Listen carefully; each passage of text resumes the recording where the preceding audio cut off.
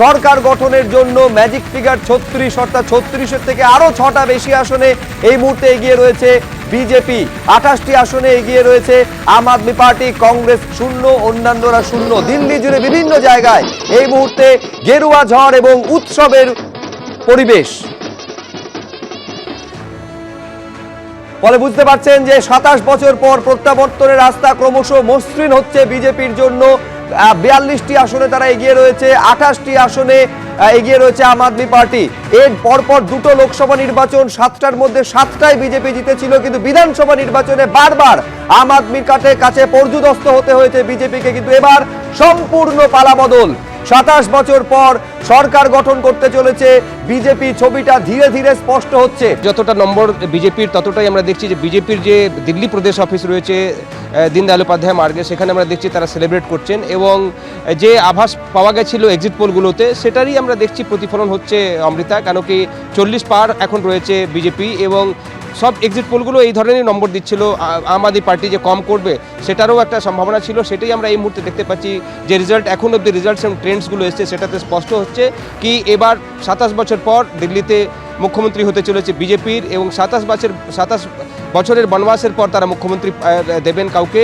বড় বড় তারকা প্রার্থীও কিন্তু পিছিয়ে রয়েছেন। আতিশিকে আমি দেখলাম কিছুক্ষণ আগে, তিনি কালকাজি থেকে পিছিয়ে চলছিলেন এবং অন্যান্য প্রার্থীদের মধ্যেও অনেক মন্ত্রীরা রয়েছেন তারা পিছিয়ে রয়েছেন। এবং যে ট্রেন্ডগুলো আমরা দেখতে পাচ্ছি সেটাতে স্পষ্টই হচ্ছে কি যেভাবে সুইপ করেছিলেন গত দুটো বিধানসভায় অরবিন্দ কেজরিওয়াল, 70-এর মধ্যে 60টা থেকে বেশি সিট জিতেছিল আম আদমি পার্টি। এবার কিন্তু 30ও পার এখন অব্দি হয়নি, যত দূর ট্রেন্ড আমরা সকাল থেকে দেখছি।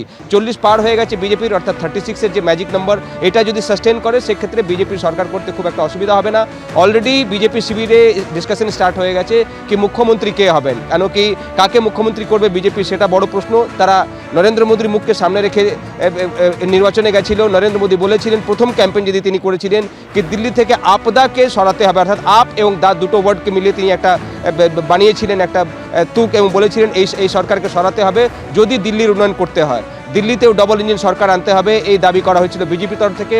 মানুষের কাছে সেই বার্তাটা হয়তো বেশি পৌঁছেছে।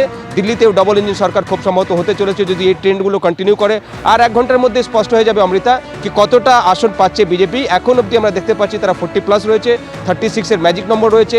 এইটা যদি সাস্টেন করে সেক্ষেত্রে তারাই সরকার করবেন। তাদের মুখ্যমন্ত্রী কে হয় সেটা দেখার বিষয়। এবং তার সঙ্গে সঙ্গে বলতেই হবে কি যেটা অ্যান্টি ইনকামবেন্সি ছিল অরবিন্দ কেজরিওয়ালের বিরুদ্ধে, যেটা গত 3 দিন ধরে আমরা সংসদে বাকি সাংসদরাও বলছিলেন, অন্যান্য দলের এমপিরাও বলছিলেন যে দিল্লিতে অরবিন্দ কেজরিওয়ালের বিরুদ্ধে একটা হেভি অ্যান্টি ইনকামবেন্সি রয়েছে।